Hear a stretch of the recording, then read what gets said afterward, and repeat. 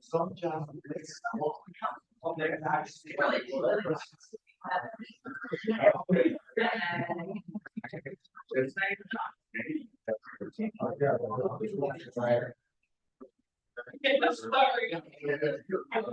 very important.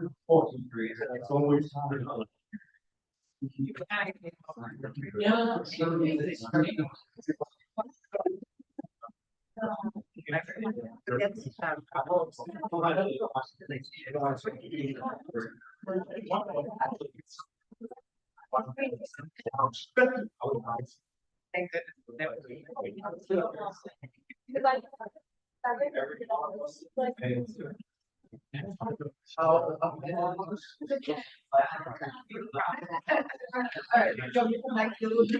Well, yeah, we have it.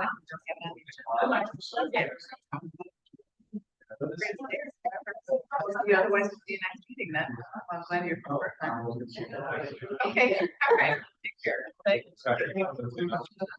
Yeah, all right.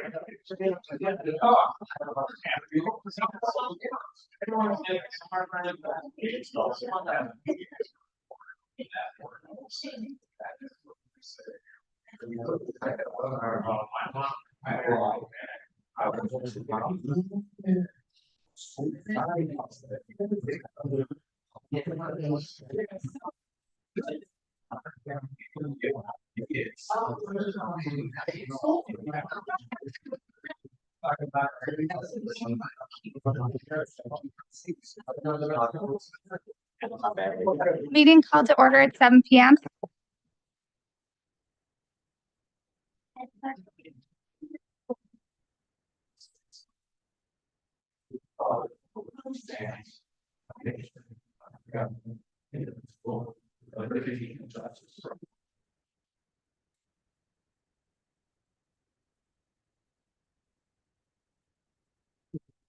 Call the roll.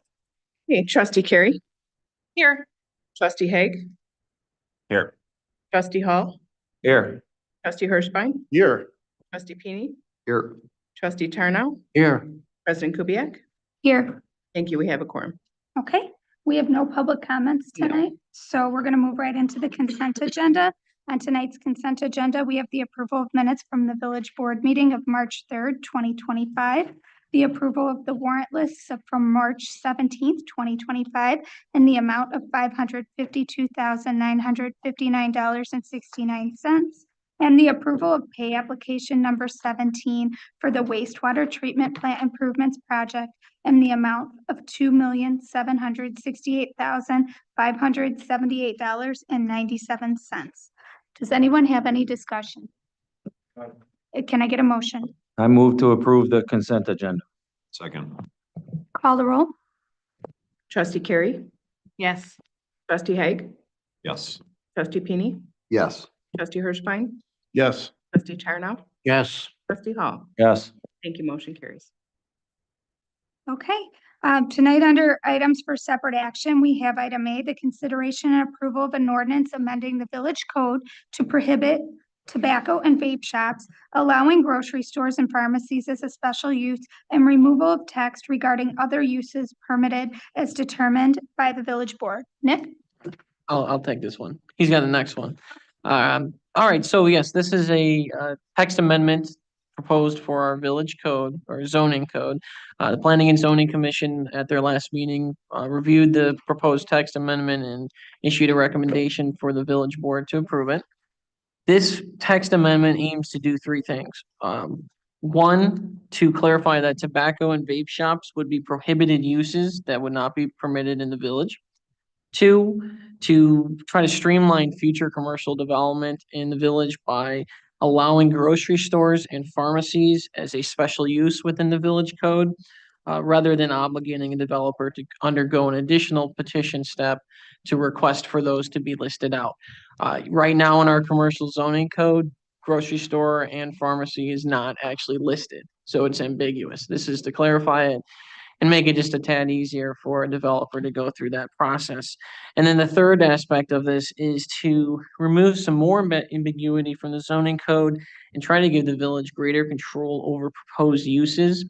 This is done by removing language that's in the zoning code throughout residential, commercial, industrial, that says something to the effect that uses other than those listed specifically may be permitted if they are similar and compatible to those uses allowed in the relevant section.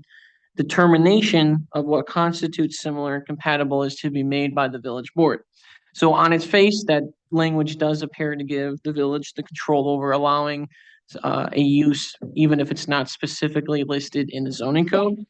However, there's a lot of case law regarding zoning code, and zoning codes are supposed to be as objective as possible.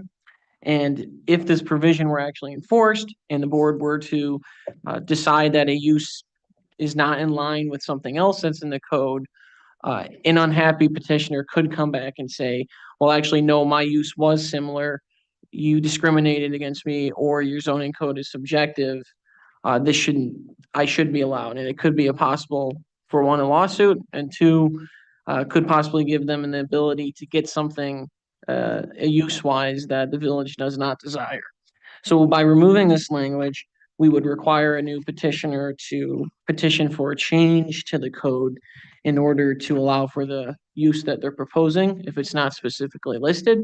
And that would then have to go through the Planning and Zoning Commission for review, and then ultimately to the village board for approval. And one thing I will also note in regards to this ordinance, and it's also very relevant to the next ordinance that we'll be talking about, this is kind of to set the foundation for future development. There are existing annexation agreements or plan unit development agreements that have listed out their own specific uses, including a tobacco or vape or cigar shop. This would not preempt those agreements, but this is to set the foundation for future development. But with that, Nick, unless there's anything I left out, is there any questions? Can I get a motion? I move to approve an ordinance amending the village code to prohibit tobacco and vape shops, allowing grocery stores and pharmacies as a special use, and removal of text regarding other uses permitted as determined by the village board. I'll second.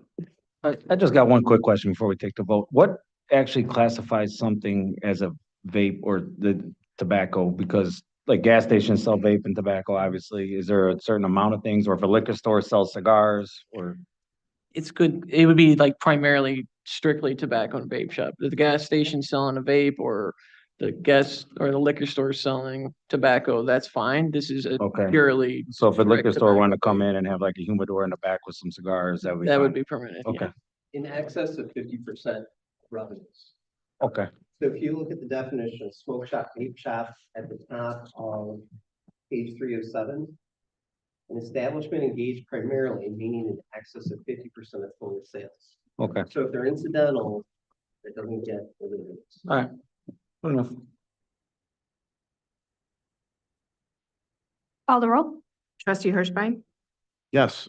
trustee Haig, Yes. trustee Carey, Yes. trustee Charnow, Yes. trustee Peony, Yes. trustee Hall. Yes. Thank you. Motion carries. Okay. Item B is the consideration and approval of an ordinance amending various sections of the village code relating to sign regulations. Nick? All right, this is very similar to what Andy just described. Again, this is a text amendment to the village code. Before the board is the ordinance that would simplify and consolidate code language that pertains to sign regulations throughout the village. We referenced a lot of other municipalities' codes to get some baseline language for ourselves. We ended up settling on the village of Elburn to be our primary jumping off point, as Elburn recently did their own sign codes, as well as being within Kane County and then being comparable both commercially and residentially zoned. They seemed like a good jumping off point for us. So we use them as the groundwork for this text language. Also, as Andy mentioned, it is important to note that specific developments have standards and approved signage that does not align with the proposed regulations. This will include annexation agreements, planned unit developments. Similarly to the use, we are trying to create the baseline standards to help future development. There's a lot of information here. Before I go through some of it individually, if there's any initial questions based off of the memo, I'm happy to answer that now. Before I go through and just hit some of the highlights of the code. Would also like to note that at the previous Planning and Zoning Commission, this was approved to the village board, recommended to the village board at a 6-0 vote. So before I go into each individual section of the proposed text, is there any questions? All right, I'm just going to hit some highlights as we go through here. First section is the general provisions, which outlines the applicability and intent of the subsequent code. Definitions lists out terminology and types of signs that will be referenced within the code. Measurements details how sign measurements are calculated and parameters of multi-faced signs. General regulations outlines key sign attributes, including but not limited to illumination, sign maintenance, sign placement on public and private lots, and signs within planned unit developments. Exemptions details the types of signs that are allowed in all zoning districts, do not require a permit, nor count against the sign limit per property. Some examples are signs erected by a governing body, residential real estate signs, open house signs, or garage sale signs. Temporary signs, regulations for temporary signs, including but not limited to permitting requirements, duration of a temporary sign being erected, and the size of a temporary sign. Signs regulated by zoning districts outline the different regulations based upon all districts, residential districts, and non-residential districts. Non-conforming sign. This clause details how if a sign existed lawfully before the adoption of the code and becomes designated as a non-conforming because of the code adoption, it shall be considered a legal non-conforming use and allowed to remain. As a legal non-conforming sign loses its designation under the following instances: abandonment, change in name or use, replacement or development of the lot. Permit application and fees outline the following parameters processed within the village. Additionally, explains the variance application process, which would begin with the Planning and Zoning Commission and then make its way here to the village board. The substitutions / no discrimination against non-commercial sign or speech. This clause details the allowance of signs containing non-commercial speech to be placed under the same provisions as commercial advertising commercial or advertising signs. The most relevant example of this are political signs. And then finally, penalty explains how signs fall under the village's existing code enforcement ordinance and outlines the fee ranging from $25 to $750. Are there any questions about any of these clauses in particular or the sign code in general? I got a question. Yeah. What about the HOAs? They have their own rules for sign. What takes precedent here? So for example, would be, I think Carillon would be a good example, is they have private roads and they have, they own the infrastructure there. They have their own, as you said, within their annexation agreement, they would have their own rules regarding the signage. Those would supersede this adopted code. Thank you. Well, Cambridge Lakes, their HOA as well. Yep. They don't allow construction. So if someone's having a pool done or whatever, that their bylaws state that you can't have a construction. I mean, but here, I guess to what Ed is saying too. So which one would be binding? To your point, so Yeah. this is, to your point, exactly. HOAs often have more stringent. This is the base, so they would have to follow this, but if they're gonna go above and beyond, which in the case of not allowing construction, that would take the precedent. So with HOAs, typically with the like rules, whether it's signage or something else, ours is more of kind of a minimum standard. They can go above and beyond, like in the case of not allowing stuff. So it wouldn't change the rules on them. It would only be if they wanted to say loosen up the rules or something like that. They couldn't go looser than the code. Okay, I just wanted clarification Yeah. because even under exemptions on page 73, it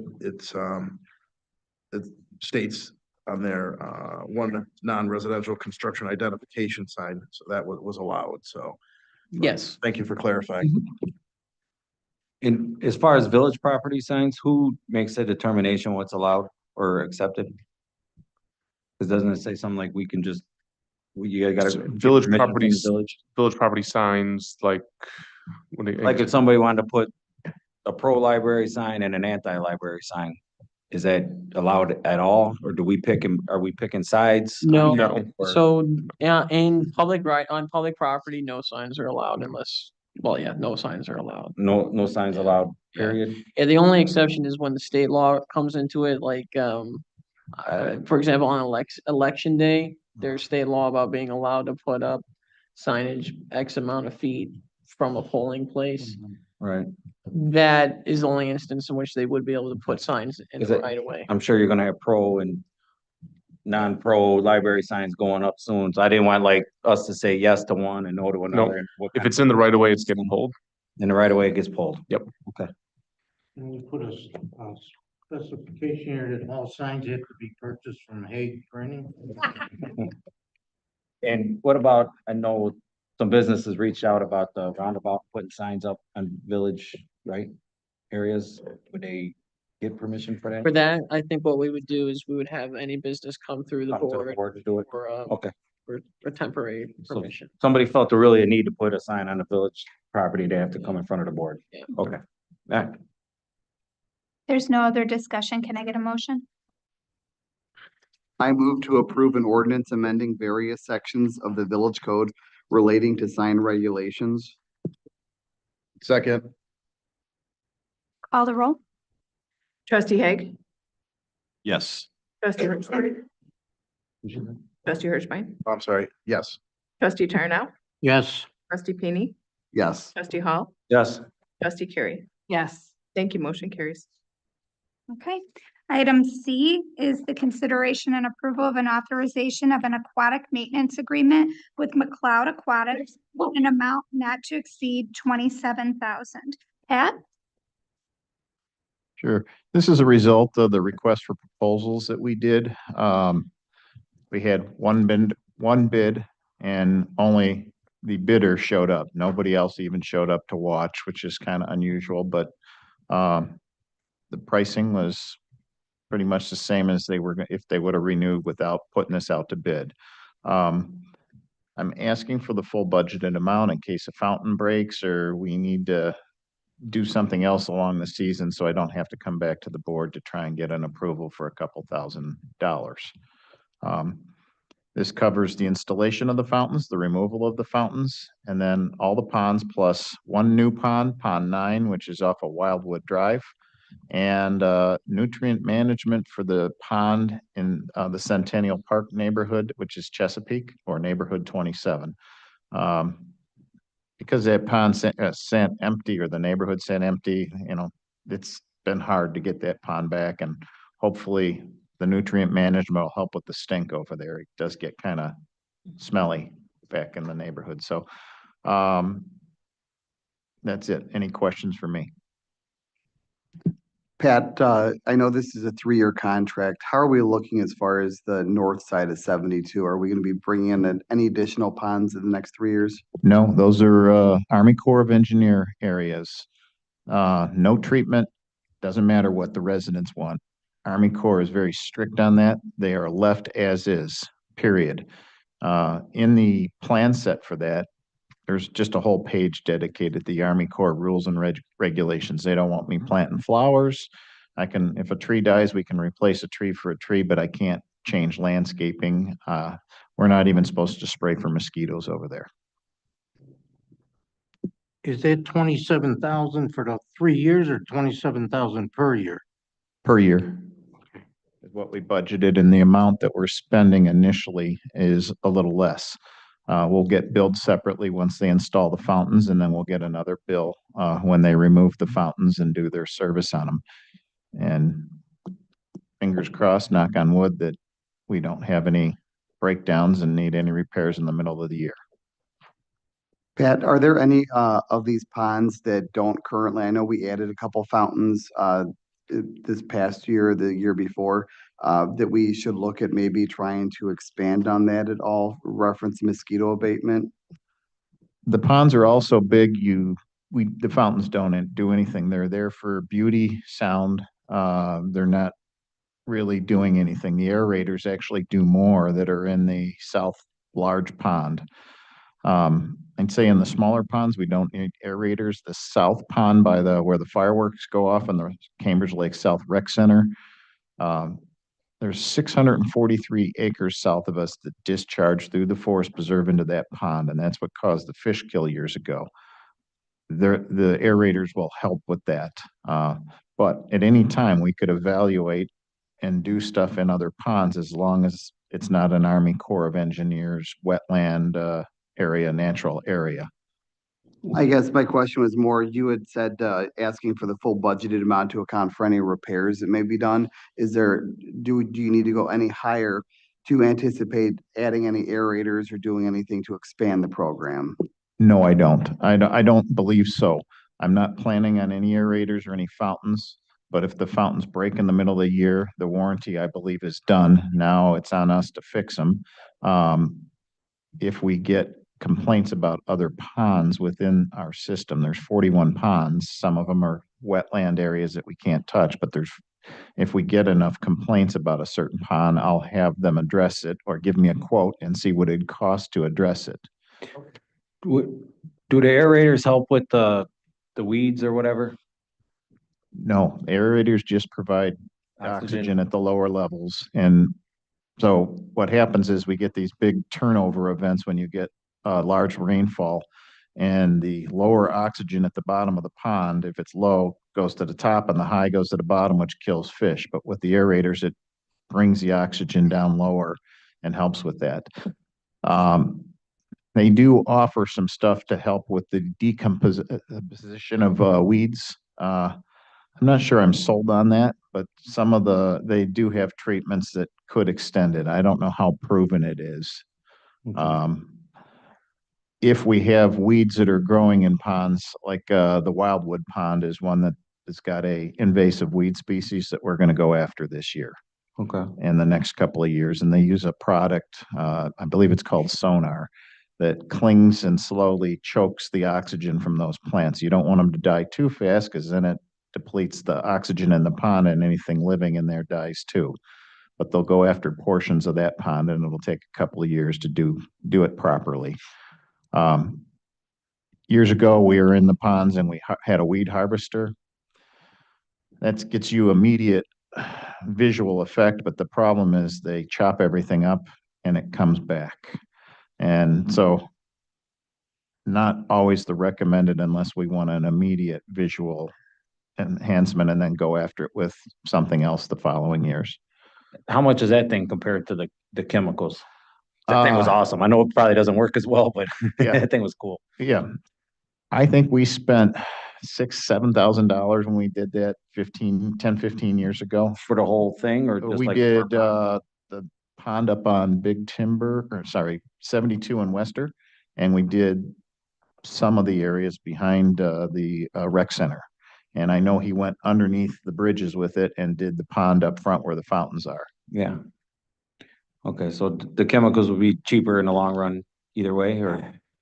Typically, yes. And again, though it cuts and harvests the weeds, some of them it doesn't, and they fall back in and then they multiply. You got a bunch of new sprouts. But when you have stuff really bad, that's the first step, and then you Then hit it with the other products. How many ponds do you have all total? So currently there's, I believe, 7 ponds that we are chemically treating, with the addition of one pond this year, which is in the Wildwood. We call it Pond 9, I believe, on Wildwood, backs up to the tracks. It is kitty corner from the rec center and the islands. It's back that way. Currently, we aren't getting complaints from anybody else, but if we do, and I can treat them, I'd like to, have the ability to treat them instead of coming back. Or if a fountain breaks, I'd like to be able to fix the fountain without coming back to the board. There's no other discussion. Can I get a motion? I move to approve a 3-year aquatic maintenance agreement with McLeod Aquatics in an amount not to exceed $27,000. Second. Call the roll. Trustee Tarnow, Yes. trustee Pini, Yes. trustee Hirschbein, Yes. trustee Carey, Yes. trustee Hall, Yes. trustee Haig. Yes. Thank you. Motion carries. Okay, item D is a consideration and approval of authorization of a landscape maintenance agreement with Yellowstone Landscape for $80,713 for calendar year 2025. Pat? Okay, this is also the results of the RFP for lawn maintenance. And as you can see, Yellowstone really reduced their prices from 3 years ago. They wanted to be the contractor. I did a spreadsheet, and essentially, if we were to go back to last year's contract, Yellowstone is still cheaper. So does anybody have any questions? This is a 1 year, 1 year, 1 year for a total of 3. So we're locked in pricing for 3 years if we desire to keep them. And if it doesn't work out at the end of 1 year, we can go out to bid again and start over. Right. Are all these bids all or nothing, or can you do like an à la carte kind of deal? Like, to me, there's not really much benefit of them. They're all different areas, so if you kind of took 3 different companies, it'd save about 7-8 grand a year. We did not put that in the RFP, that we would pick and choose or have 3 vendors out here. You know, I think it is all or nothing with all the vendors. Yeah, Michael might be able to speak to the legality side of it, but I just know from my experience with Pat over the last year, dealing with one vendor is sometimes difficult enough to get them out to do things, and hopefully Yellowstone does. You know, Langton did an all right job, but sometimes it would be difficult to have them do certain weeding or things like that. I think it'd be easier just to deal with one contact. Some of these bids are so weird, like 15 and then 3, like they're so far off on each one. I mean, did these people already bidding on the same thing, you know? I would imagine some of it's efficiency of equipment that they have. Yeah. The previous bid, Langdon Group, was 17,000 to do the rough cut mowing. And, you know, they were gonna come out with the rough cut walk behind mowers, the DR mowers. And you know, that's not what you need out there. We get the biggest mower, the most powerful machine, so you can mow through it quickly and efficiently. Acres knows because they do all the other rough cutting out here, what it takes. So I think the bids came down, and then Langdon Group lowered their bid because they saw how fast we were doing it, when we were out here. So. Okay. Pat, I guess I just have more of a request. Since we're switching vendors, can either yourself or your team, I guess, pay more attention to the pollinator garden? And the reason I bring that up is, you know, when we first started subbing that out, we had issues, and then we hired another firm to come in and clean it up. And as a village, we spent significant funds on new vegetation and plants. So I would hate to see that not be properly taken care of and move backwards on that. I couldn't agree more. It does take some time to get all those plants to establish, and I think, you know, we planted several plants last year, but we need to stay on top of it. And we turn it over in good shape. We call and call and call. And last year we got a new crew from Langdon that we normally didn't have. Although my communication with the main person that I talked, he always answered the phone or called immediately back. It just, the crew that was here wasn't as good as in years past. I don't expect to get that from Acres at all, but we'll stay on top of all that stuff. I believe that we're going to be able, though, once we get them going, that we're not going to have to spend as much time as we did with Langdon last year. Pat, I have a question for you.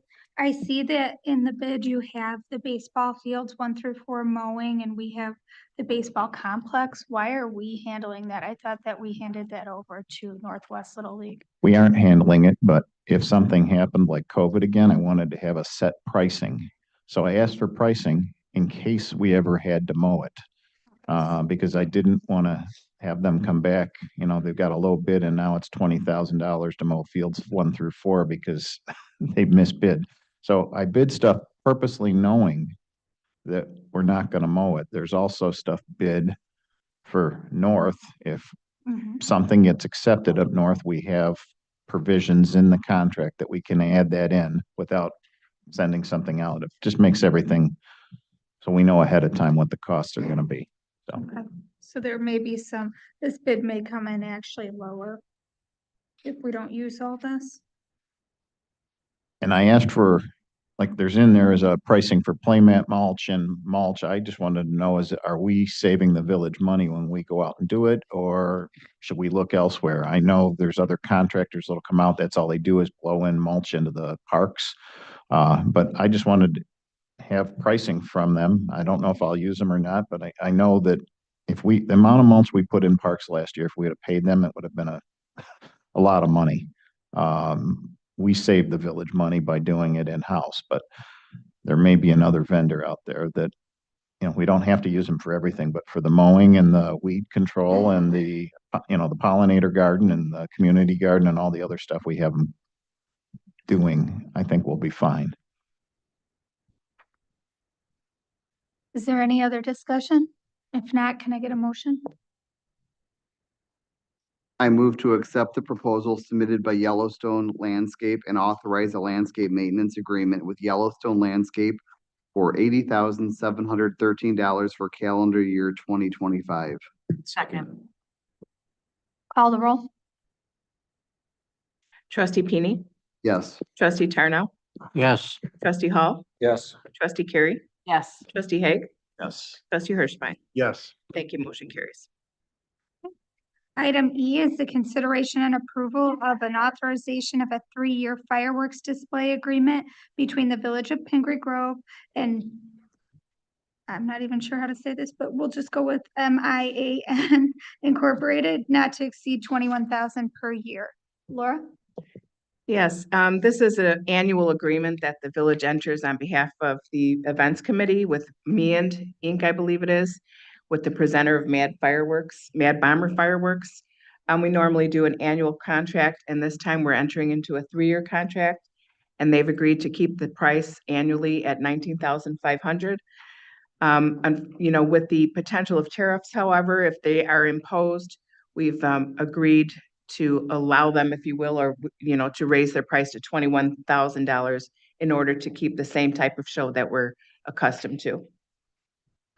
Other than that, there's no other changes. What did we pay last year for this? Same price, $19,500. 19.5, and that's been pretty standard. Yes.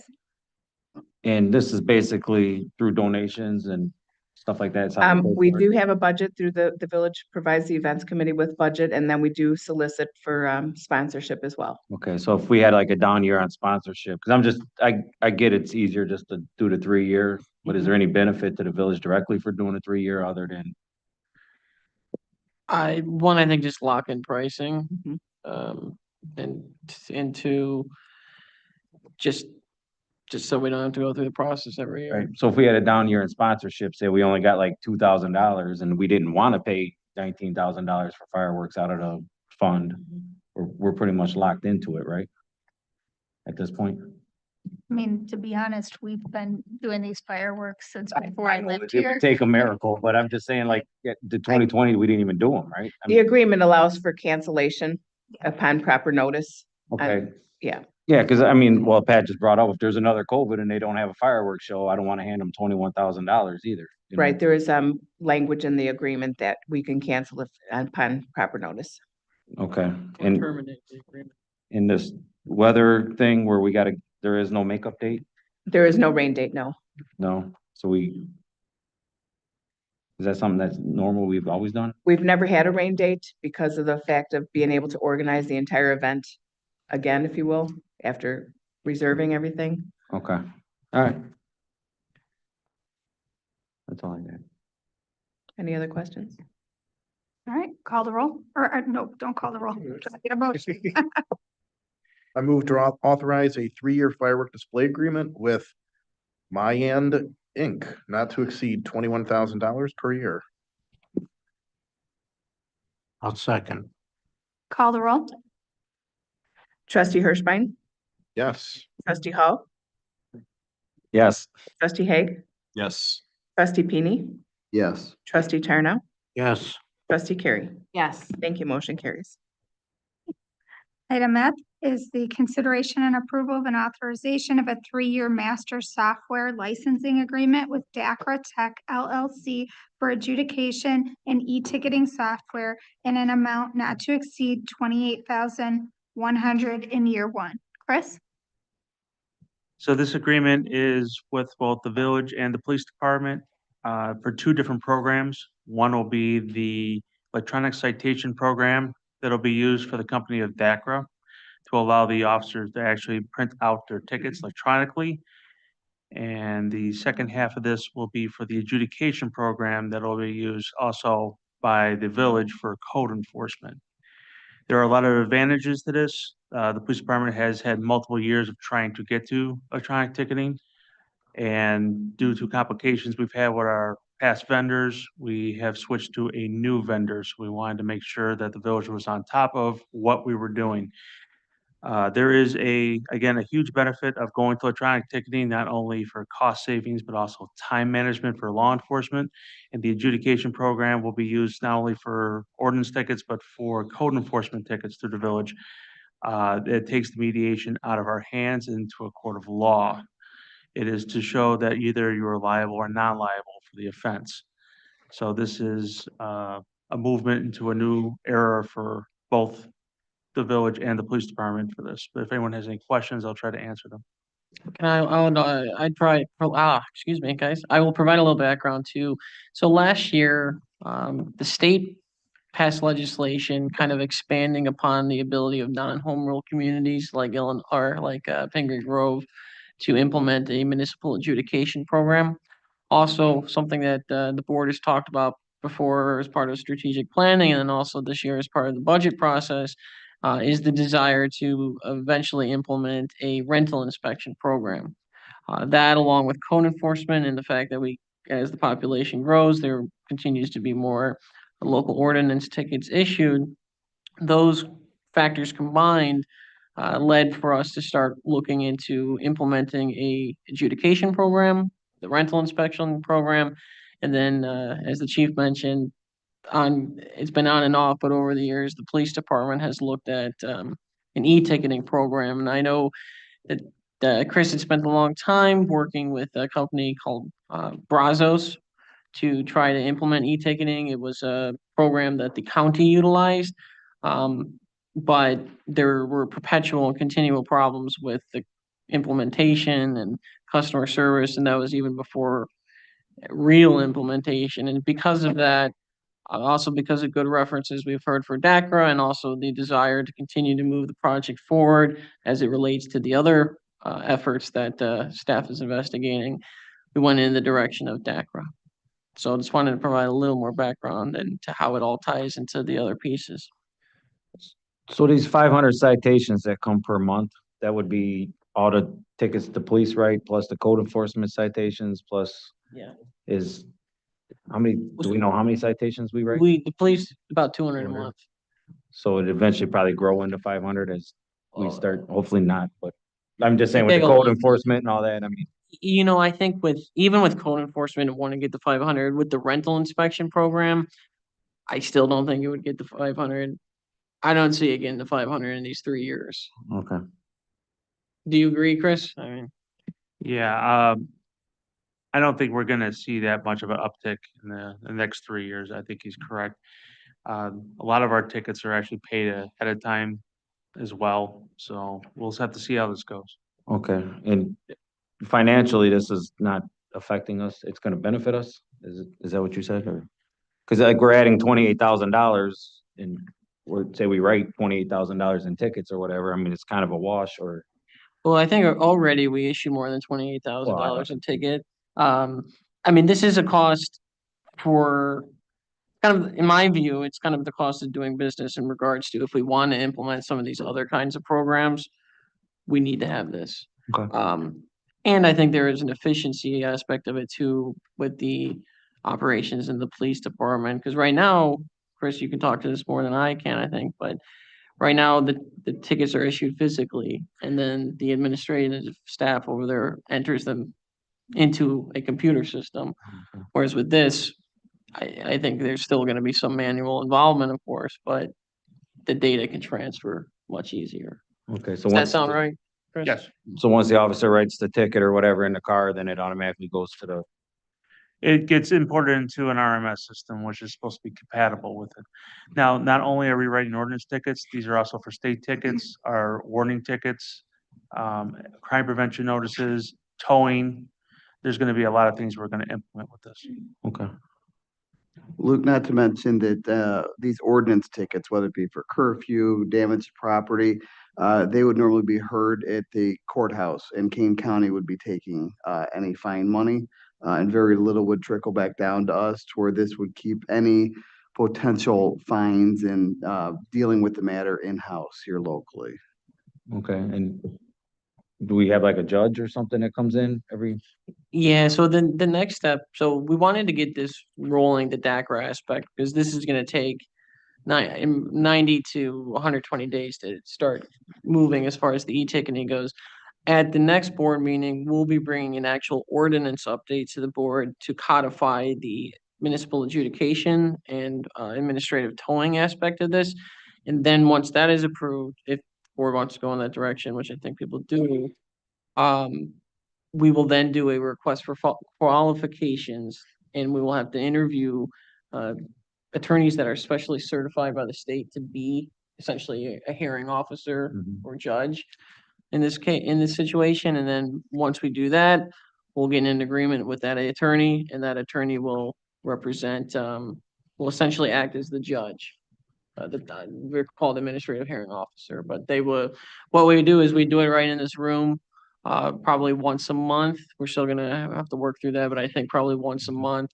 And, the administrative hearing officer would sit up here. We'd have some staff, here as well. And, people can come and adjudicate their tickets here. Okay. Don't be a jerk. Is there any other comments or questions? If not, can I get a motion? I move to approve the authorization of a 3-year master software licensing agreement with DACRA Tech LLC for adjudication and e-ticketing software in the amount not to exceed $28,100 in year 1. Second, Call the roll. Trustee Hall, yes. trustee Haig, Yes. trustee Pini, Yes. trustee Hirschbein, Yes. trustee Tarno, Yes. trustee Carey. Yes. Thank you. Motion carries. Okay, we're gonna move into reports. I'll be quick. Andy and I went to Springfield, 2 weeks ago? Yeah, and I met with the governor, we met with several senators, representatives. We talked about LGDF, which is Local Government Distribution Fund. And that is basically the share, the state's share that we get of sales tax, income tax, all that. And in the past, the governor has lowered that when the budget's been bad. So there was definitely some concern that that would happen this year. But in our meeting with him, he guaranteed that even though the state is facing a large shortfall, we will not see that fund go down this year or in the future. His goal is to keep it where it is and possibly increase it, but I wouldn't hold my breath on the increase. We also talked about solar farms, and the villages and the municipalities need to be able to have some say into where they're going, because we are running into problems with solar farms setting up shop in commercial land, or land that we could use for commercial. They said they'd look into it. Everybody we talked to didn't have a problem with it, but unfortunately the bill is not going to make it in this session. So we're not going to see any changes there. We're hoping that federal funds will dry up and they won't be an issue for us. And I think those were our big things this year. Yeah, the only thing other than that I would mention, and I think I put this in my weekly notes, but we met with IEPA, we met with IDOT. IEPA, things were looking on the up. They had improved their staffing levels, their hiring engineers, which they had struggled to do over the last couple of years. So that's good on that end. But IDOT still reiterated that they have 25% staffing levels in some of their offices, which is why they always take so slow. That's all other thing I would mention. Yeah. No, that's all I got. So I'll move on to you. Yeah, I don't have any other update to give either. Okay. Chris, do you have anything? No report tonight. Okay, Albert, No, I do not. Nick, No report this evening. Pat? I know you have a report. No, I don't have anything. No, just joking. I've got just a memo, wanted to talk about the Structure 50 or sand filter demolition, which is supposed to start at the end of this month. They're actually putting the bypass pipe in right now, so that we can stop flowing water through the sand filter. The sand filter is the building that polishes the final effluent before we either put it into the pond or into the wetlands. While the building is out of commission, we will not be putting effluent into the pond. We'll be discharging into the wetlands all summer. In anticipation of that, we have left the lagoon high. I have enough water in there for 2 years worth of irrigation.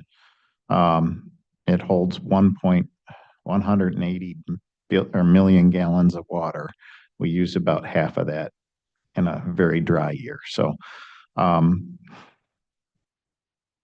the structure itself is not going to be without some problems for us. If anybody's been over there, the control building where we do all the labs and the sludge and everything, every door has got a trench in front of it except for the front door and one of the garage doors, because all the piping going in.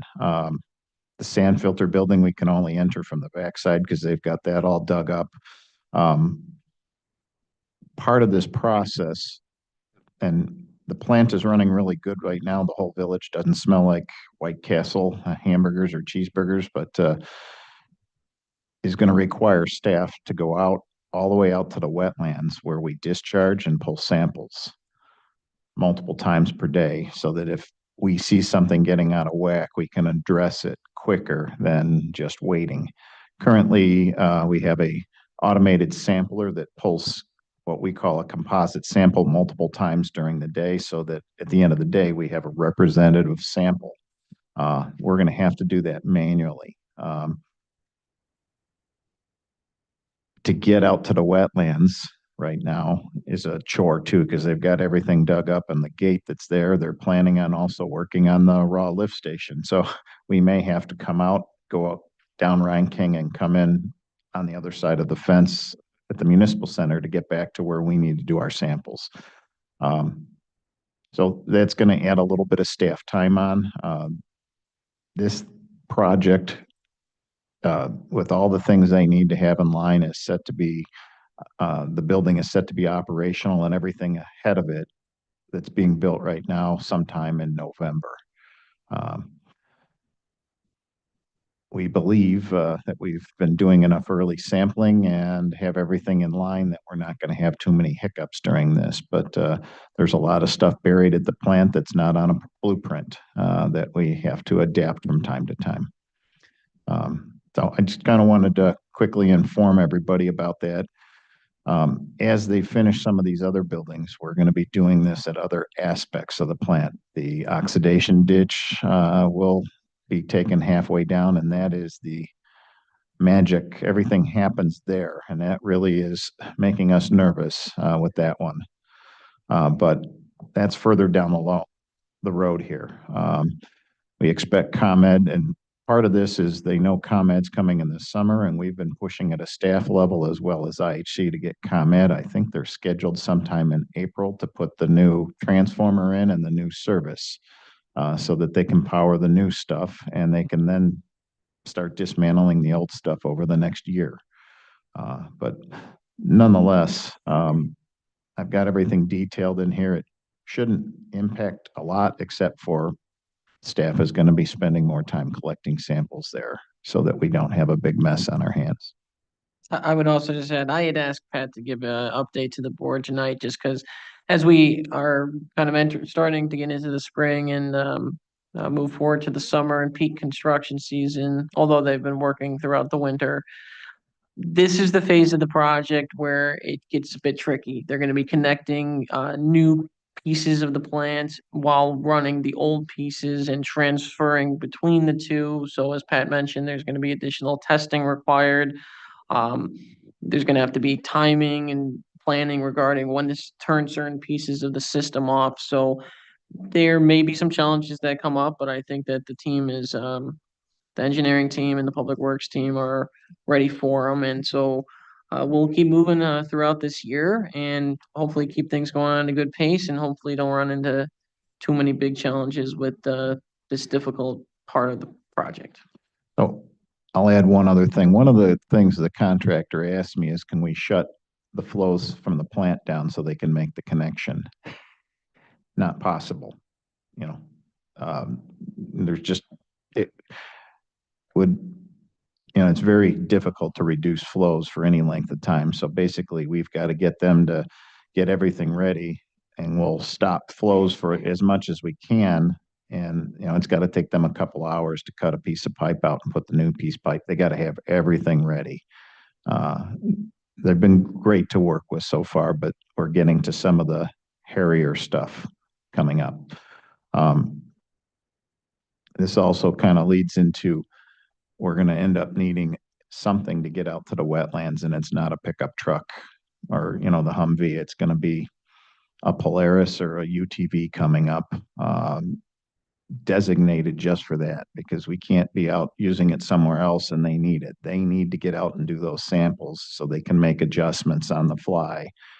So I'll be coming back later to the board with another agenda item for that, and we'll see where that goes. Is there any other questions on this or anything that's happening at the plant? All this was expected, right? I mean, there's no curveballs yet. No.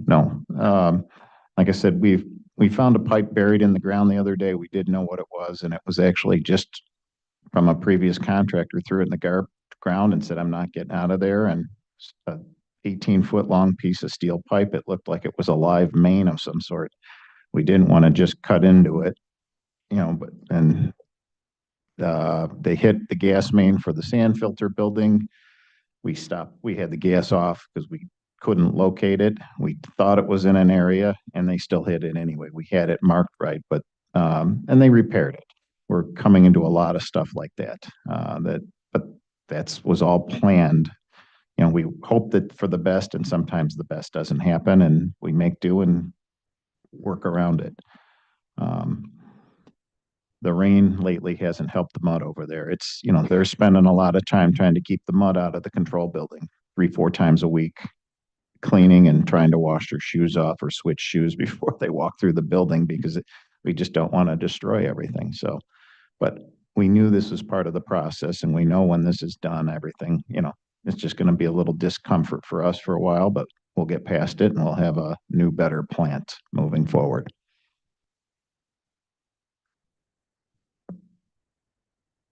Okay, thank you, Pat. You also have another discussion item next.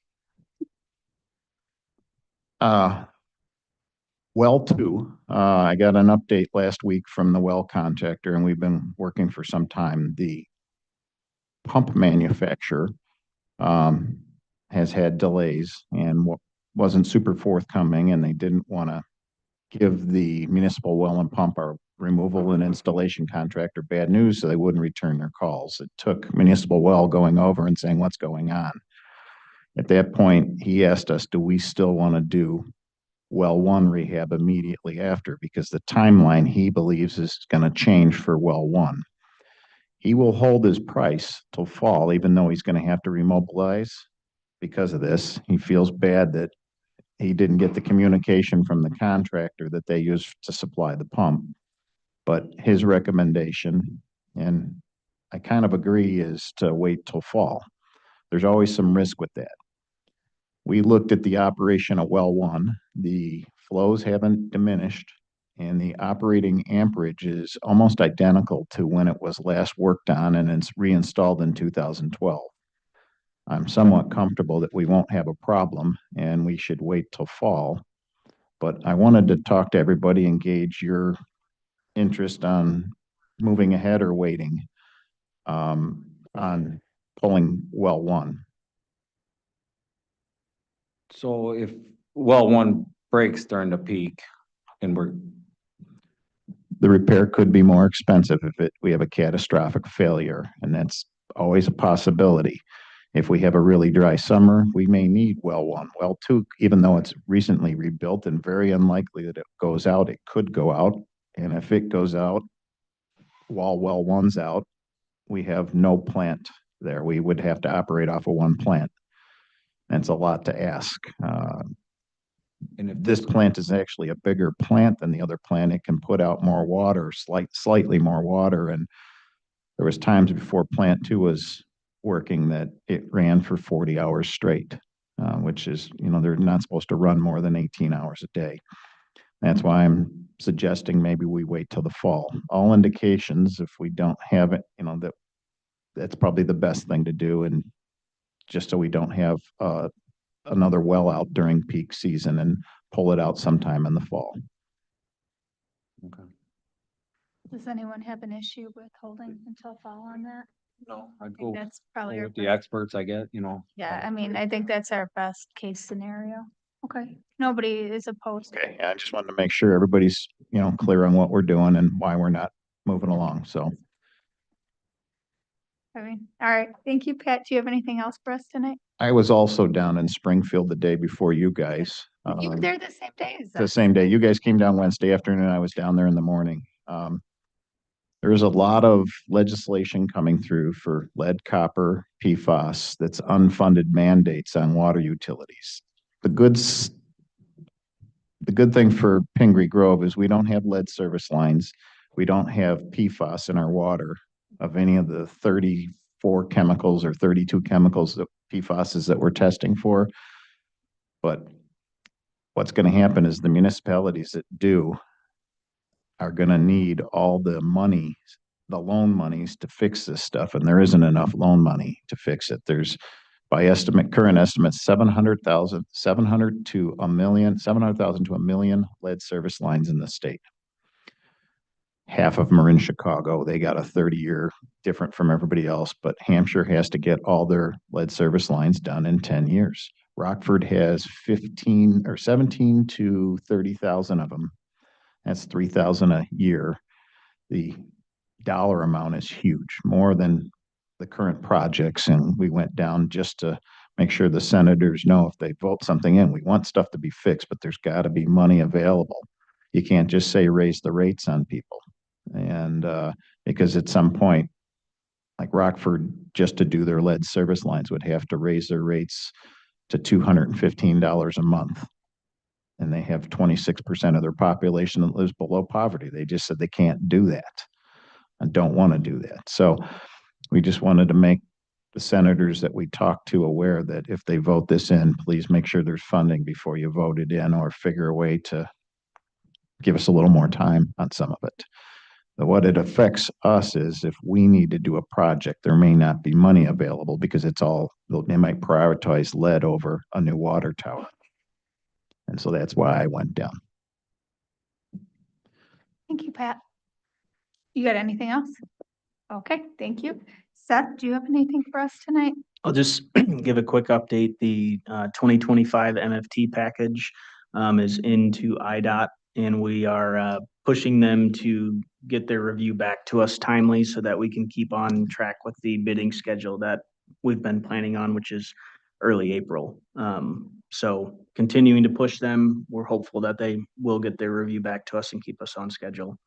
Outside of that, the MFT package does include several different alternates, which you guys probably all are well aware of. It includes the 2025 streets, the railroad parking lot, neighborhood 33 sidewalk extension, pollinator garden paving, rejuvenator work on previously completed streets, and then also a mill and overlay of some of the parking lots near the baseball fields. Okay, thank you, Seth. Michael, do you have anything for us tonight? No report. Happy St. Patrick's Day. Thank you.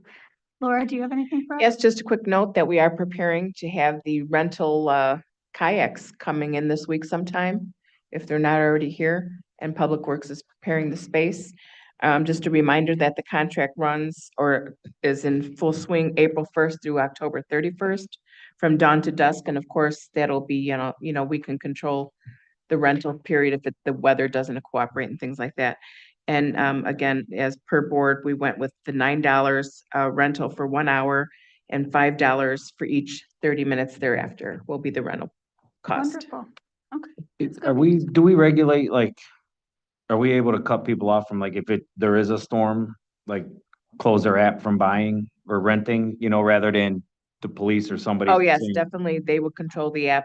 And if there's dates and times that we would want to shut it down, if you will, we would just call them, Okay, let so them if know. there's they a would- storm coming in, we can get Correct. everybody off or whatever and then not Sure. allow rentals. Yeah, Okay. if they're out there, we'll have to deal with it a different way, but yeah, we control them. All right, good news. All right, Fire, do you have anything for us tonight? Okay. Anyone have any old or new business they want to discuss? I Okay. just wanted to ask if we got a date for the roundabout yet, anything?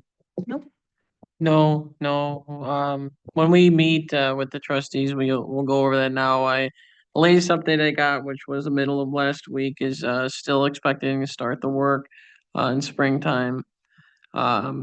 The contractor is working on preparing a schedule, which the city of Elgin will share with me as soon as they have it. All right. Can I get a motion to adjourn into, or to move into executive session? So moved. Trustee Hirschbein, that part of the motion includes going pursuant to 5 ILCS 120, 2C1, and 5 ILCS 120, 2C2, correct? That would be correct. Second. Call the roll. Trustee Hall, Yes. trustee Haig, Yes. trustee Carey. Yes. Trustee Tarnow, Yes. trustee Peony, Yes. trustee Hirschbein. Yes. Thank you. Motion carries. Okay. We'll move into executive session. We don't have any business after that other than to adjourn. So thank you.